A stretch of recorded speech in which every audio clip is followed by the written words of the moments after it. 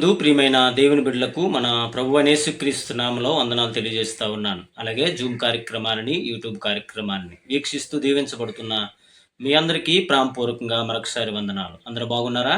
మీ అందరి కొరకు మేము ప్రతిదినం ప్రార్థన చేస్తున్నాం. మా కొరకు, మా పరిచయ కొరకు ప్రార్థన చేయండి, మమ్మల్ని ప్రోత్సహించండి. మరి ఈ సమయంలో ఒక వాక్య భాగాన్ని చదువుకొని కొద్ది నిమిషాలు దేవుని మాటలు విందాం. పరిశుద్ధ లేఖన గ్రంథంలో యోబు గ్రంథము 42వ అధ్యాయము 10వ వచనాన్ని నేను చదువుతా ఉన్నాను. మరియు యోబు తన స్నేహితుల నిమిత్తము ప్రార్థన చేసినప్పుడు యెహోవా అతని క్షేమస్థితిని మరలా అతనికి దయచేసెను. మరియు యోబునకు పూర్వము కలిగిన దానికంటే రెండంతలు అధికముగా యెహోవా అతనికి దయచేసెను. ప్రార్థన చేసుకుందాం. పరిశుద్ధుడా, జీవము గల తండ్రి, నీ కొందనాలు. నీ అపారమైన ప్రేమ, ఉచితమైన కృపను బట్టి నేను స్తుతిస్తున్నామయ్యా. ఇదిగోనానే ఈ సమయంలో చదువుకున్న లేఖన భాగాలని నాతోనూ మాతను అందరితో మీరు మాట్లాడండి. వినగలిగే చెవులను, గ్రహింపగల ఆత్మను మాకు ఇవ్వండి. వాక్యానుసారమైన జీవితాన్ని కలిగి ముందుకు వెళ్ళడానికి సహాయం చేయమని, మీ నామానికి మీరే మహిమ తెచ్చుకున్నామని యేసు నామమున ఈ మనవులను అడిగి పొందున్నా మా పరమ తండ్రి, ఆమేన్. మంచిది. మరి ఈ సమయంలో గడిచిన ఎపిసోడ్లో మనము యోబుని గురించి నేర్చుకుంటూ వస్తున్నాం. దేవుడు యోబును రెండంతలుగా ఆశీర్వదించడానికి గల కారణం ఏంటి అనే అంశాన్ని మనము నేర్చుకుంటూ వస్తూ ఉన్నాం. అయితే ఈరోజు మరికొన్ని విషయాలు నేర్చుకొని ఈ దినముతో ఈ యోబు అంశాన్ని మనము ముగించుకోబోతూ ఉన్నాం. పరిశుద్ధ లేఖన గ్రంథంలో యోబు రెండంతలుగా ఆశీర్వదించబడడానికి గల కారణాలేంటి అనే విషయాన్ని మనము ఆలోచన చేస్తే గడిచిన 2 ఎపిసోడ్లో 7 కారణాలని మనం చూడగలిగాం. అయితే ఈరోజు మనకు 3 కారణాలు చూసుకొని ఆ యొక్క అంశాన్ని మనము ముగించుకోబోతున్నాం. అయితే 8వ కారణాన్ని మనం చూద్దాం. 8వ కారణము యోబు రెండంతలుగా ఆశీర్వదించబడడానికి కారణం 8వది మనం చూసినట్లయితే యాకోబు పత్రిక 5వ అధ్యాయము 10-11 వచనాల్ని నేను చదువుతా ఉన్నాను, జాగ్రత్తగా వినండి. నా సహోదరులారా, ప్రభువు నామమున బోధించిన ప్రవక్తలను శ్రమ అనుభవమునకును ఓపికగాను మాదిరిగా పెట్టుకొనుడి. సహించిన వారిని ధన్యులనుకొనుచున్నాము కదా. మీరు యోబు యొక్క సహనమును గూర్చి వింటిరి.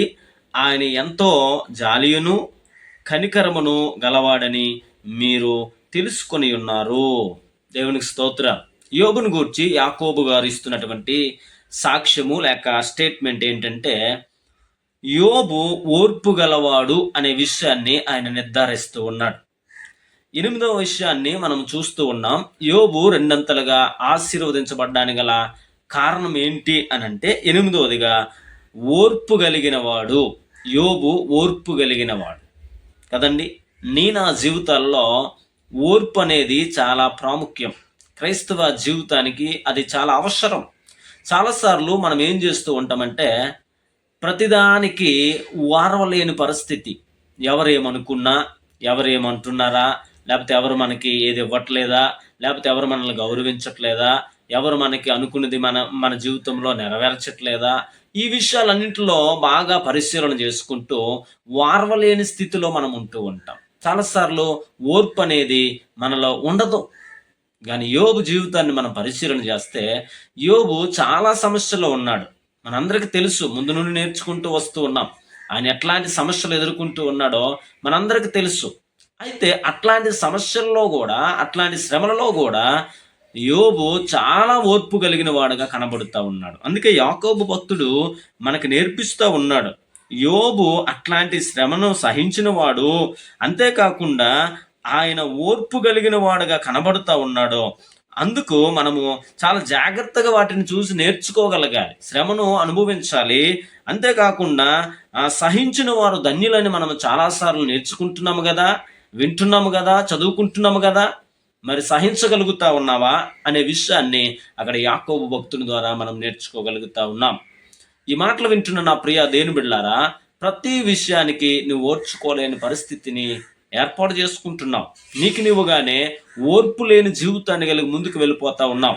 ఎవరేమన్నా సరే దాన్ని పట్టించుకోకుండా, లేక నువ్వు అనుకున్నది నువ్వు సాధించలేకపోయినా సరే దాన్ని అంతగా పట్టించుకోకుండా ఓర్పుతో, సహనంతో నువ్వు వెళ్తే, నా దేవుడు ఏదో ఒక దినాన నా ఓర్పుకు తగినటువంటి, నా యొక్క సహనానికి తగినటువంటి ఆ కార్యాన్ని తప్పనిసరిగా నా జీవితంలో జరిగిస్తాడు అనే ఆలోచన కలిగి నువ్వు వెళ్తే తప్పనిసరిగా నువ్వు ధన్యుడివే. యోబు రెండంతలుగా ఆశీర్వదించబడడానికి గల కారణం ఏంటంటే ఆయన ఓర్పు కలిగిన వాడు. ఓర్పు ఎంతో ప్రాముఖ్యం క్రైస్తవులకి కదండి.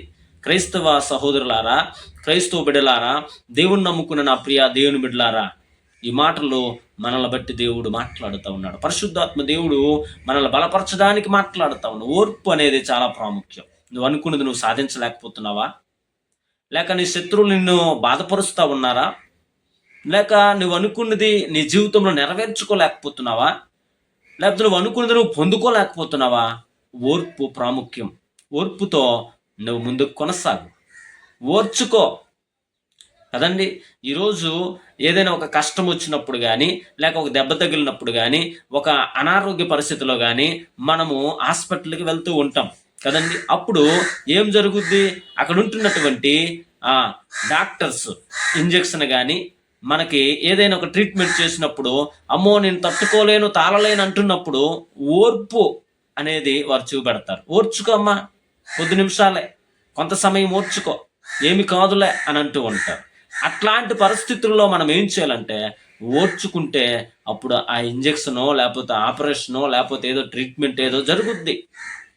లేకపోతే మనము అక్కడ డాక్టర్స్ ఏం చేస్తారంటే ఈయన ఓర్చుకోలేను, నేను తాళలేను అంటున్నాడు కనుక ఈయనకి ఏం ట్రీట్మెంటు చేయలేము అనే విషయాన్ని వారు నిర్ధారిస్తారు. అందుకే మన జీవితాల్లో ఈ లోకంలో ఉంటున్నటువంటి విధానమనే కాకుండా మనము ఆత్మీయ జీవితంలో రెండంతలుగా ఆశీర్వదించబడాలన్నా, ఈ లోకంలో మనము దీవించబడాలన్నా ఓర్పు అనేది చాలా ప్రాముఖ్యమైనది. అందుకే బైబిల్లో మత్తయి సువార్త 5వ అధ్యాయము 10వ వచనాన్ని మనం చదివినట్లయితే, నీతి నిమిత్తము హింసించబడువారు ధన్యులు, పరలోక రాజ్యం వారిది. చూసా, నీతి నిమిత్తం హింసించబడినటువంటి వారు ధన్యులు, పరలోక రాజ్యం వారిది అని అంటూ ఉన్నారు. నిజమే, పరలోక రాజ్యము కొరకే మనం ప్రయాసపడుతున్నాం కదా.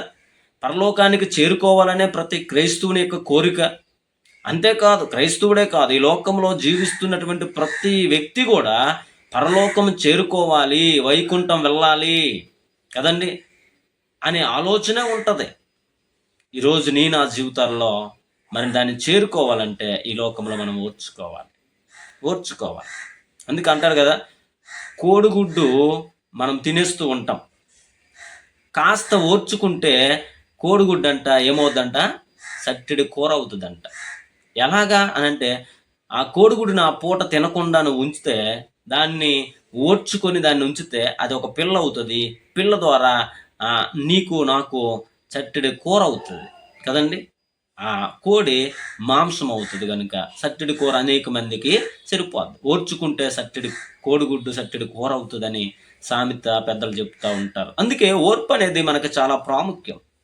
ఓర్పు అనేది మనకు లేకపోతే మన జీవితంలో ఆశీర్వాదం మనం పొందుకోలేం.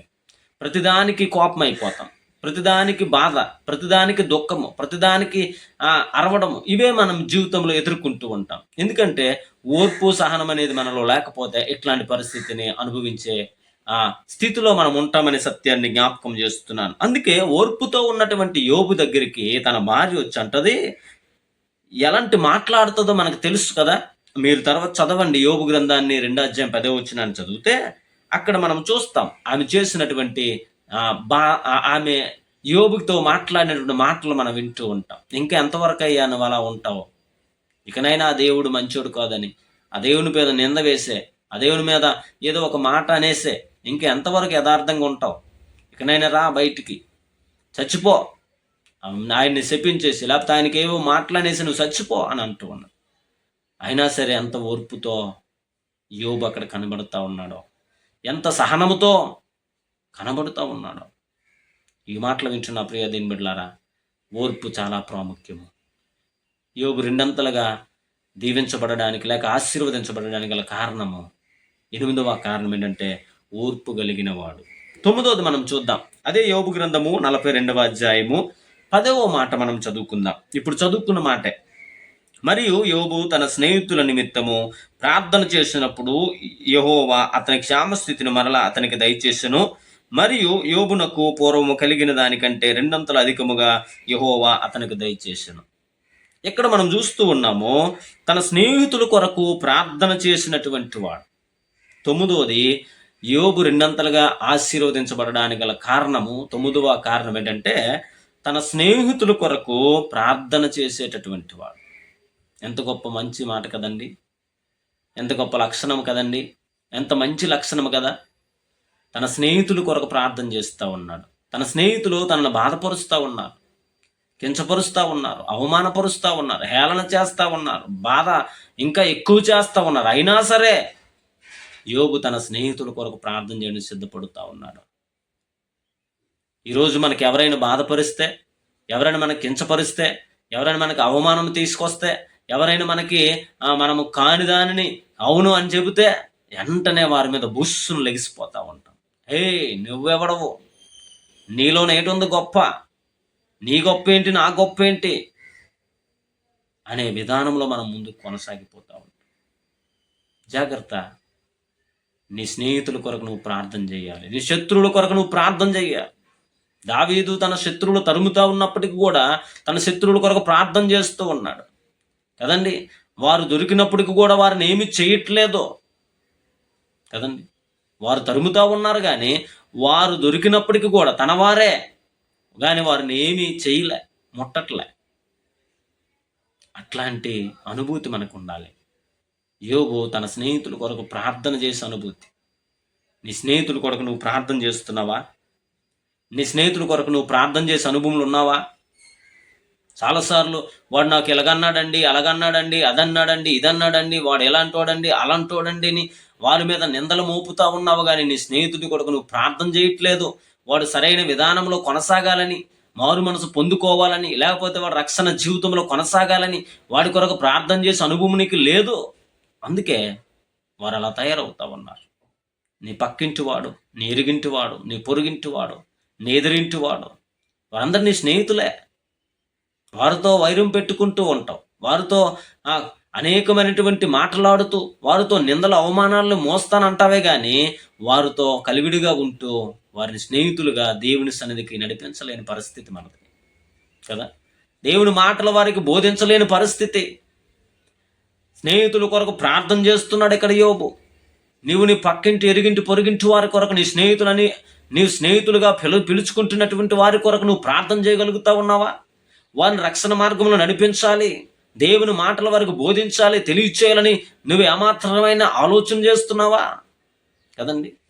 ఈ లోకంలో నీ స్నేహితులు ఎట్లాంటి వారు కదా. పనికిరాని తిరిగినటువంటి వారితో స్నేహం చేస్తాం, విగ్రహారాధన చేస్తున్నటువంటి వారితో స్నేహం చేస్తాం, అన్య జనాంగాలతో స్నేహం చేస్తాం, పనికిరాని బూతులు, పోకిరి చేష్టలు, అనేక పనికిరానటువంటి అలవాట్లు కలిగినటువంటి వారితో స్నేహం చేస్తాం కదండి. స్నేహం చేయగానే పనికిరానివన్నీ నువ్వు నేర్చుకోవద్దు. వారి అలవాట్లు నువ్వు నీ జీవితంలో అన్మర్చుకోకూడదు. వారి అలవాట్లకి నువ్వు లోబడిపోకూడదు. వాటిని నువ్వు సరిచేస్తూ, వారిని హెచ్చరిస్తూ, వాటికి దూరంగా ఉండండిరా, వాటిని విడిచిపెట్టండిరా అని చెప్పగలిగే స్థితిలో నువ్వు ఉండాలి. వారి కొరకు ప్రార్థన చేయాలి. ప్రభువా, నా స్నేహితుడు ఇలా పాడైపోతున్నాడు, ప్రభువా, నా స్నేహితుడు ఈ విధముగా నాశనం అయిపోతా ఉన్నాడు, వాడు ఈ లోకంలో విడవబడుట నీకు ఇష్టం లేదు కదా, వాడిని రక్షించు ప్రభువా అని వాడి కొరకు ప్రార్థన చేసి వాడికి వాక్యాన్ని బోధించగలగాలి, దేవుని మాటలు చెప్పగలగాలి. నువ్వు కలిసినప్పుడల్లా కాస్తో కోస్తో ఏ విధము చేతనైనాను దేవుని మాటలు వాడికి అందించాలి. అవి అందించం మనం. పోకిరి మాట్లాడతాం, సినిమా మాట్లాడతాం, పనికిరాని మాట్లాడతాం, వల్లాలిలాగా, ఇల్లీలగా, ఇవే మన మాటలు. ముసలమ్మ ముచ్చట్లు ఎక్కువ కదండి.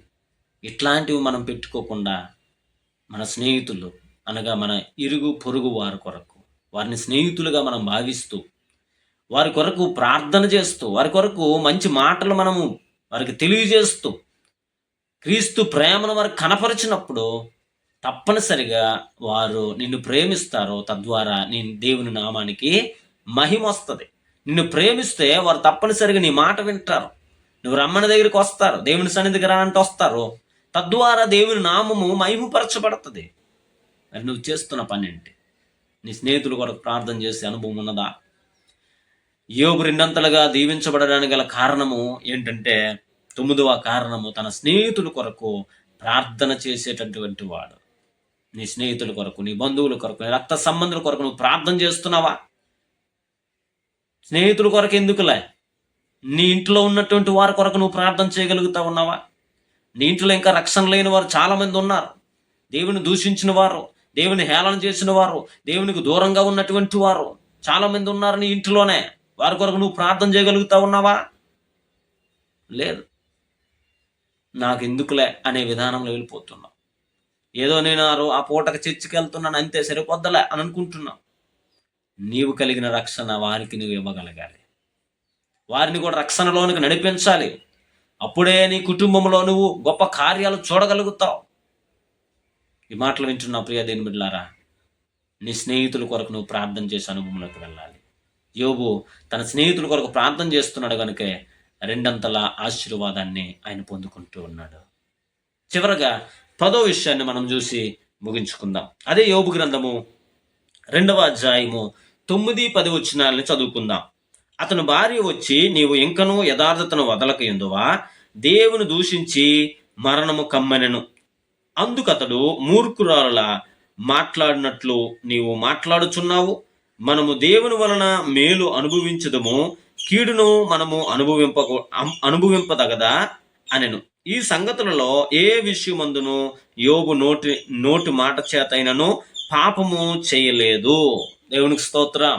ఇక్కడ చక్కనైన మాట మనం చూస్తూ ఉన్నాం. 10వ విషయం ఏంటంటే, యోబు రెండంతలుగా ఆశీర్వదించబడ్డానికి గల కారణాల్లో 10వ కారణం ఏంటంటే, ఏ విషయంలోనూ దేవుని దూషించేవాడు కాదు. ఏ విషయము చేతనైనను దేవుని దూషించలే కదండి. చిన్న సమస్య వచ్చే కానీ మనం ఏం చేస్తాం, ఏమి దేవుడు, ఏమి నమ్ముకున్నాము కానీ ప్రయోజనం లేదు, మమ్మల్ని చూడట్లేదు, మమ్మల్ని కాదంటున్నాడు, మమ్మల్ని దూషిస్తున్నాడు, మమ్మల్ని హేళన చేస్తూ ఉన్నాడు, అనేక మంది మమ్మల్ని బాధపరుస్తుంటే చూస్తూనే ఉన్నాడు. ఇలా అయిపోతూ ఉంటాం. ఏమి దేవుడు, నమ్ముకున్నాను ఇన్ని సంవత్సరాలు కానీ ఏమీ నా జీవితంలో జరగలేదే, నేను అనుకున్నది ఏమీ సాధించలేకపోతున్నాను, నేను అనుకున్నది దేనిని నేను పొందుకోలేకపోతున్నాను, ఎందుకు ఆ దేవుని నమ్ముకోవాలని ఆలోచన మనలోకి వచ్చేస్తూ ఉంటుంది. నీకు రాకపోయినా రప్పిస్తూ ఉంటాడు సాతానుగాడు. ఇలాగే యోబు భార్యలా. యోబు తన భార్య వచ్చి యోబుతో అంటున్నది, ఇంకా నువ్వు ఎంతవరకు యథార్థతను కనపరుస్తావు? చాలు లేకన ఆ దేవుని దూషించి మరణము కమ్ము, చచ్చిపోయాక నీ బతుకెందుకు? నీ పిల్లలు చచ్చిపోయారు, నీ ఆస్తి పోయింది, నీ యొక్క స్నేహితులు నిన్ను ధిక్కరిస్తూ ఉన్నారు, నీకు అనుకున్న వారందరూ నిన్ను హేళన చేస్తూ ఉన్నారు, అంతేకాకుండా నీ శరీరం అంతా కుష్టితో బాధపడుతున్నావు, కనీసము గోక్కోవడానికి కూడా నీకు చోటు లేనటువంటి ప్రదేశము, అలా అయిపోయింది నీ పరిస్థితి. అట్లాంటి పరిస్థితులు ఇంకా యథార్థత కలిగి ఉంటున్నావు, ఇంకా నా దేవుడు అనుకుంటున్నావు. చాలా ఇక ఆయనకి దూషించి నువ్వు చచ్చిపోసాలు అని అంటున్నది కదండి. ఇట్లాంటి భార్యలు ఉన్నారా ఇళ్లలో? నీ భక్తి జీవితాన్ని హేళన చేసే భార్యలు కూడా ఉంటారు. నీ భక్తి జీవితాన్ని బాధాకరంగా దుఃఖాకరంగా మాట్లాడినటువంటి వారు ఉంటారు. జాగ్రత్త. ఈ మాటలు వింటున్న ప్రియా దేవుని బిడ్డలారా, ఒకవేళ నీ భర్త ఆ విధంగా మాట్లాడుతున్నాడా ప్రియా సహోదరి, లేక సహోదరుడా, నీ భార్య ఆ విధంగా మాట్లాడుతూ ఉన్నదా? నీ భక్తి జీవితానికి ఆటంకంగా ఉన్నదా? దేవుని దగ్గరికి వెళ్లకుండా ఆపేస్తూ ఉన్నదా? దేవుని సన్నిధిలో కూర్చోకుండా నిన్ను అనేక విధాలుగా నిన్ను బాధపరుస్తూ ఉన్నదా? జాగ్రత్త. యోబు జీవితంలో రెండంతలుగా ఆశీర్వదించబడడానికి కారణం ఏంటంటే, ఏ విషయంలో కూడా దేవుణ్ణి యోబు దూషించలేదు. దూషించమంటుంది ఇక్కడ భార్య. చాలామంది ప్రజలు ఆ విధంగానే తయారైపోతూ ఉన్నారు. చిన్న కష్టం రాగానే, చిన్న సమస్య రాగానే, చిన్న ఇబ్బంది రాగానే, ఏదో వాళ్ళు ప్రార్థన చేయగానే వాళ్ళ ఇంట్లో కార్యం జరగకపోగానే వెంటనే ఏమి దేవుడు, వెంటనే ఎట్లాగా ఇంత ప్రార్థన చేస్తున్నా ఇవ్వట్లేదు, చూస్తున్నావా ప్రభువా, చేస్తున్నావా ప్రభువా అని మాట్లాడుతూ ఉంటాం. సులువుగా మాటలు విసిరిస్తూ ఉంటాం. దేవుడు నిన్ను బట్టి ఎంత బాధపడుతున్నాడో తెలుసా? దేవుడు నీకు ఏదైనా చేయాలని ఎంత ఇష్టపడుతున్నాడో తెలుసా? కానీ దాన్ని మనం పొందుకోలేకపోతున్నాం. నీ భక్తి ఆ మాత్రం, మన భక్తి ఆ మాత్రం. దేవుణ్ణి మనం ప్రశ్నించే హక్కు మనకున్నదా? ఎందుకు నాకు ఇవ్వలేదు? ఏమి దేవుడవు? ఎందుకు నన్ను కాపాడలేదు, ఎందుకు నేను అనుకున్నది నువ్వు నాకు ఇవ్వట్లేదని అడిగే అంత కెపాసిటీ మనకి ఎక్కడది? అంత భక్తి పరులమా మనము? అంత భక్తి కలిగిన వారమా? ఆలోచన చేయాలి. నీ భక్తి నేను రక్షిస్తూ ఉన్నదా? నీ భక్తి నీ శ్రమలో, నీ ఇబ్బందులో, నీ కష్టముల నుండి తప్పించగలుగుతున్నదా? చూసుకో. యోబు జీవితంలో ఆశీర్వాదం, రెండొంతల ఆశీర్వాదం పొందుకోవడానికి ప్రధానమైన 10వ కారణం ఏంటంటే ఆయన ఏ విషయంలో కూడా దేవుని దూషించేవాడు కాడు అనే విషయాన్ని క్లియర్గా మనకు తెలుస్తూ ఉన్నది. అందుకే 10వ వచనం అంటున్నాడు కదా, అందుకు అతడు అంటున్నాడు తన భార్యతో ఈ విధంగా మాట్లాడుతున్నాడు, మూర్ఖురాల్లా నువ్వు మాట్లాడొద్దు, నువ్వు మాట్లాడుచున్నావు. అంతేకాకుండా మనము దేవుని వలన మేలు అనుభవించుదమా, కీడును మనము అనుభవింపదగదా? కదా, నిజమే. మేలే మనకు కావాలా దేవుని నుండి, కీడు రాకూడదా అని మాట్లాడుతూ ఉన్నాడు. నిజమే. ఈరోజు చాలామంది క్రైస్తవులు ఏమైపోతా ఉన్నారు అంటే మేలే కావాలి, కీడొద్దు. అంటే నువ్వు ఎలాగ నడుచుకున్నా, ఎలాగ జీవించినా, ఎలాగ పనికిరాని యాసాలు వేసినా, దేవునికి ఇష్టం లేనటువంటి బ్రతికినా, దేవుని సన్నిధికి రాకపోయినా కదండి, దేవునికి వ్యతిరేకంగా నువ్వు నడిచినా నీకేం జరిగిపోవాలి? మేలు జరిగిపోవాలి, మేలు జరిగిపోవాలి, కీడు రాకూడదు. ఎవరు కీడును కోరుకోరు. కానీ ఇక్కడ యోబు అంటున్నాడు, కీడు మనకు తగదా?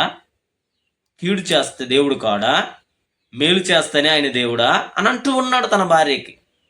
ఈరోజు ఈ మాటలు వింటున్న ప్రియ దేవుని బిడ్డలారా, నీ ఇంటిలో అట్లాంటి ఆటంకాలు ఉంటే, నీ కుటుంబంలో అట్లాంటి ఆటంకాలు వస్తుంటే నువ్వు గద్దించు, వారిని ఖండించు, యోబులా ఖండించి అనుభవంలోనికి రా. నీ భార్య అయినా, లేక నీ భర్త అయినా, నీ పిల్లల ద్వారా అయినా, నీ బంధువుల ద్వారా అయినా, నీ రక్త సంబంధుల ద్వారా, ఎవరి ద్వారా వచ్చినా సరే ఆటంకము, వారిని ఖండించగలిగే స్థితిలో నువ్వు ఉండాలి. దేవుని దూషించడం కాదు, వారి మాట విని. చాలామంది ఆ మాటలు వింటూ నిజమే వారి మాటకే సహకరిస్తారు, దేవునికి దూరం అయిపోతూ ఉంటారు. కొన్ని కుటుంబాలు దేవునికి ఆ విధంగానే దూరం అయిపోతూ ఉన్నారు. దేవుని యందు బలముగా బలపరచబడుతున్నటువంటి వారి జీవితాలలో ఏదో ఒకటి సాతానుగాడు ఇంట్లో పెట్టిన సమస్యను బట్టి, ఇదిగో మనం ఇంత సమస్య ఎదుర్కొంటున్నప్పుడు కూడా ఏ దేవుడు ఏమి చేయట్లేదు అని భార్య కానీ భర్త కానీ అంటే వెంటనే మన విశ్వాసము, మన యొక్క భక్తి జీవితం ఎంత ఏమైపోద్దంటే పటాపంచులై పారిపోద్ది. నిజమే నిజమే నిజమే దేవునికి దూరం అయిపోయినటువంటి పరిస్థితి ఏర్పడుతూ ఉంటుంది.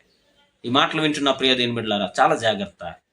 యోబు వలె శ్రమ వచ్చినా, బాధ వచ్చినా, నిన్ను ఎవరు ఇబ్బంది పరిచినా, ఇబ్బందికరంగా మాట్లాడిన చాలామంది అంటారు, మీ దేవుడు రక్షించట్లేదా, మీ దేవుడు మిమ్మల్ని కాపాడ్డా, మీ దేవుడు మీకు సహాయం చేయడా, మీ దేవుడు అది ఇవ్వడా, ఇది ఇవ్వడా, ఈ విధంగా మాట్లాడుతూ ఉంటారు. వాటిని మీరు పట్టించుకోవద్దు. వాటిని పెడచెవిన పెట్టు, విను కానీ పెడచెవిన పెట్టు. వాటిని విడిచిపెట్టు, వాటిని పట్టించుకొని నిజమే అని వారితో నువ్వు ఏకీభవించావంటే యోబు భార్యలా మూర్ఖురాల్లా మూర్ఖులమైపోతాం. అలా మాట్లాడే పరిస్థితి వచ్చేద్దాం మనకి. జాగ్రత్త. అందుకే ఇక్కడ అంటున్నాడు, ఇక్కడ కీడును మనము అనుభవింపదగదా? కీడు అనుభవించడానికి వీలు లేదా? కీడును అనుభవించకూడదా? మేలు చేసిడే మేలే నీకు కావాలా అని మాట్లాడుతూ ఉన్నాడు. అందుకే ఈ సంగతులలో ఏ విషయమందును యోబు నోటి మాట చేత అయినను పాపము చేయలేదు. ఏ మాట చేత అయినను, ఏ విషయము చేత అయినను, ఏ బాధ చేత అయినను దేవుడు ఇలాంటి వాడు అని తన నోటితో మాట్లాడలేదు, నిందించలేదు. అందుకే బైబిల్లో అదే యోబు గ్రంథం 1వ అధ్యాయము 22వ వచనాన్ని చదివితే, మీరు తర్వాత చదవండి, ఏ విషయంలోనూ దేవుడు అన్యాయం చేస్తానని చెప్పలేదు. ఏ విషయమందు కూడా దేవుడు నాకు అన్యాయం చేశాడో, నన్ను మోసం చేశాడో అని చెప్పలే. మనమైతే చిన్న సమస్య రాగానే దేవుడు నాకు అన్యాయం చేశాడండి, నన్ను మోసం చేశాడండి, దేవునిపైనే నమ్మకాన్ని పెట్టుకున్నానండి, ఆయన నన్ను నట్టంట విడిచిపెట్టేశాడండి. ఎవరు విడిచిపెట్టేశారు? నీ విడిచిపెట్టి తిరుగుతా ఉన్నావు దేవుణ్ణి. దేవుని సన్నిధికి రావు, ప్రార్థన కూడికలకు రావు, ప్రార్థన చేయవు, వాక్యము చదవు, వాక్యాన్ని వినవు, దేవుని సహవాసములో ఉండవు, సంఘముతో ఉండవు, దేవుని మాటలు బోధించవు. అన్యరాల వలె, అన్య స్త్రీల వలె, అన్యస్తుల వలె, అన్యుల వలె నువ్వు జీవిస్తూ, దేవుడు నాకు అన్యాయం చేశాడండి, దేవుడు నాకు న్యాయం జరిగించలేదండి, దేవుడు నన్ను బాధపరిచాడండి, దుఃఖపరిచాడండి, నన్ను నెట్టంటే విడిచిపెట్టేశాడండి అంటే కుదరదు. దేవునితో సహవాసం చేస్తూ, దేవునిలో ఉంటూ, దేవుని కార్యాలను పొందుకోవాలే తప్ప, ఒకవేళ బాధ వచ్చినా కీడు వచ్చినా నా మంచి కొరకే అని చెప్పగలగాలి. శ్రమలు వచ్చినా ఇబ్బందులు వచ్చినా నా మంచి కొరకే కదండి. బంగారం ఉన్నది, దాన్ని బాగా కాల్చి అనేకమైన దెబ్బలు కొడతారు, అప్పుడే అదొక మంచి ఆభరణముగా తయారవుతుంది. ఈరోజు క్రైస్తవులుగా ఆ విధముగా దెబ్బలు, సమస్యలు, ఇబ్బందులు, శోధన, ఇరుకు, చింత ఇవన్నీ మనం ఎదుర్కొన్నప్పుడే విలువైన ఆభరణముగా నువ్వు తయారవుతావు. ఎంతో ఆశీర్వదించబడిన వ్యక్తివిగా ఉంటావు, దీవించబడిన కుటుంబముగా ఉంటుంది. ఆ విధముగా ముందుకు కొనసాగాలి. బైబిల్లో యోబు యాకోబు పత్రికలో మనం చదివితే, యాకోబు పత్రిక 1వ అధ్యాయము 12వ వచనం చదివితే, శోధన సహించువాడు ధన్యుడు, వాగ్దానము చేసిన జీవ కిరీటము పొందును. పొందుకుంటాడు. శోధన సహించేవాడు ధన్యుడు. శోధన సహించాలి. యోబు సహించాడు. శోధన సహించాడు కనుక రెండంతల ఆశీర్వాదాన్ని పొందుకున్నాడు, రెండంతల దీవెనను పొందుకున్నాడు. అంతేకాకుండా వాగ్దానం చేసిన జీవ కిరీటాన్ని పొందుకునే స్థితిలో ఉంటాడో. శోధన సహించగలుగుతా ఉన్నావా? ఇబ్బంది వచ్చింది, కష్టం వచ్చింది, శోధన వచ్చింది, ఇరుకు వచ్చింది, చింత వచ్చింది, బాధపడి కూర్చునే కంట దాన్ని సహిస్తూ దేవుని కొరకు నువ్వు బలముగా నిలబడితే నువ్వు ధన్యుడు. వాగ్దానం చేయబడిన ఆ గొప్ప కిరీటాన్ని నువ్వు పొందుకోగలవు, గొప్ప ఆశీర్వాదాన్ని పొందుకోగలవనే సత్యాన్ని జ్ఞాపకం చేస్తూ ఉన్నా. శ్రమలో ఉన్నా, బాధలో ఉన్నా, దుఃఖంలో ఉన్నా, వేదనలో ఉన్నా దేవుని కొరకు సాక్షిగా నిలబడు. రెండంతల ఆశీర్వాదం యోబు ఏ విధంగా పొందుకున్నాడో ఆ విధంగా నువ్వు పోగొట్టుకున్నవని దేవుడు మరలా నీకు ఇవ్వగలడో. ఎందుకంటే ఆయన అసాధ్యాన్ని సుసాధ్యంగా మార్చినటువంటి వాడు. చేయలేము అనుకున్న దాన్ని చేసే దేవుడు ఆయన. నా వల్ల కాదు అనుకున్నప్పుడు ఆయన నా వల్ల జరుగుద్ది అనే దేవుడు ఆయన. అందుకే నీవు, నేను, మనము యోబు వలె యోబు జీవితంలో రెండంతలుగా ఆశీర్వదించబడడానికి గల కారణాలని 10 విషయాలు మనం నేర్చుకున్నాం. చాలా విషయాలు ఉన్నాయి, ప్రాముఖ్యమైన 10 విషయాలు మనం నేర్చుకోగలిగాం. వీటి ద్వారా, ఈ పాఠముల ద్వారా చాలా విషయాలు మనం నేర్చుకున్నాం కనుక జాగ్రత్త, మన జీవితాన్ని సరిచేసుకుందాం. యోబుల కొన్ని విషయాలైనా మన జీవితాలు అప్లై చేసుకుంటూ దేవునికి సంతోషకరముగా, మన కుటుంబానికి ఆనందకరముగా, దీవెనకరముగా, సమాజానికి రక్షణకరముగా మనం ఉందాం, నడుచుకుందాం. దేవుడు చూస్తూ ఉన్నాడు. శోధన సహిద్దాం. బాధలు వచ్చినా, ఇబ్బందులు వచ్చినా, కష్టం వచ్చినా సహించుకుంటూ ముందుకు వెళ్దాం. దేవుని దీవెన కొరకు ఎదురు చూద్దాం. దేవుని ఆశీర్వాద కొరకు కనిపెడదాం. ఆ దీవెన ఆశీర్వాదం పొందుకుందాం. కళ్ళు మూసుకుందామా? ఒకసారి మన హృదయంలో మనం పరిశీలన చేసుకుందాం. దేవా, నిజమేనయ్యా, నా జీవితంలో అనేకమైన శోధనలు, ఇబ్బందులు, కష్టాలు వస్తూ ఉన్నాయి. నేను అనేక సార్లు నీవెవరు, నా దేవుడు గొప్పవాడు కాదు, నా దేవుడు నాకు సాయం చేయట్లేదని అనేక విధాలుగా నేను నచ్చినట్లు మాట్లాడేస్తున్నానయ్యా, నన్ను క్షమించండి ప్రభు అని దేవుని సన్నిధిలో ఒప్పుకుందాం. ఒక్కసారి మీ హృదయాలు మీరు పరిశీలన చేసుకోండి. ఇప్పుడు 3 విషయాలు నేర్చుకున్నాం యోబు జీవితంలో నుండి. మొత్తము గడిచిన ఎపిసోడుల్లో కూడా కలుపుకుంటూ 10 విషయాలు యోబు రెండంతలుగా ఆశీర్వదించబడడానికి గల కారణాలను బట్టి, 10 విషయాలను బట్టి మనము ఆయన రెండంతలుగా ఆశీర్వదించబడ్డాడని నిర్ధారణ జరిగింది. ఈరోజు నీవు ఆశీర్వదించబడాలంటే ఆ కారణాలలో, ఆయన చేసిన పనుల్లో నువ్వెన్ని చేయగలుగుతా ఉన్నావు? మరి నీకు ఏ విధముగా దీవెన, ఆశీర్వాదం వస్తుంది? ఒక్కసారి పరిశీలన చేసుకుందాం. ప్రభువా, నిజమేనయ్యా, అట్లాంటి లక్షణాలు నాలో ఉంచండి ప్రభు అని ప్రార్థన చేద్దాం. పరిశుద్ధుడా, జీవం గల తండ్రి, నీకు వందనాలు. ఇంతవరకు చక్కనైన మాటల చేత నన్ను మమ్మల్ని గర్వపరిచారు దేవా. ఇదిగోని వాక్యం చేత దృఢపరిచినందుకు నీకు వందనాలు. నిజమేనయ్యా, యోబు రెండంతలుగా ఆశీర్వదించబడ్డానికి ప్రధానమైన 10 కారణాలు మేము నేర్చుకోవడానికి సహాయం చేశావయ్యా.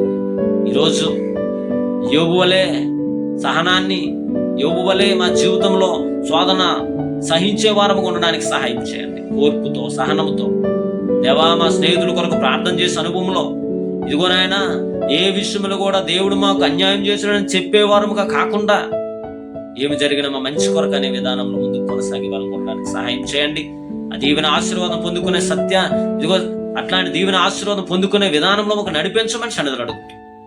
కనికరించి కృప చూపించమని, ఇదిగో నీ మాటలు విన బిడ్డలందరినీ మీరు దీవించమని, వారి జీవితాలను బలపరచమని, స్థిరపరచమని, వారి హృదయాల మార్పును తీసుకురమ్మని, మీరే మహిమ తెచ్చుకునమని యేసు నామమున ఈ మనవులను అడిగి పొందున్న మా పరమ తండ్రి, ఆమేన్. అందరికీ వందనాలండి. Praise lord. God bless you. దేవుడు మిమ్మల్ని దీవించును గాక. ఆమేన్.